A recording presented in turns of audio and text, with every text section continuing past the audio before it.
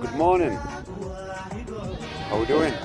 This is what we call the original nomadic Somali life. This is the life I grew up. This is how we were raised from day one.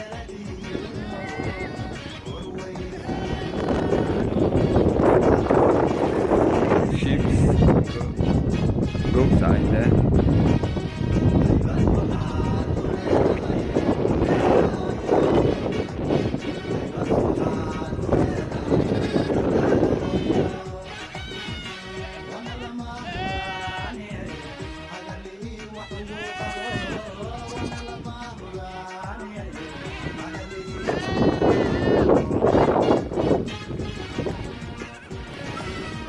There is at least over 30 young babies, over 30 I've been told.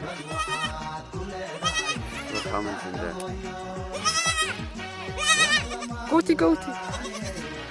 More here.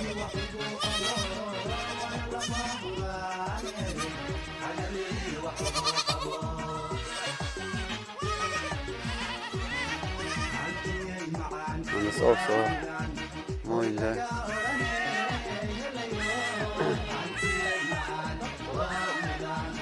This is my pickup.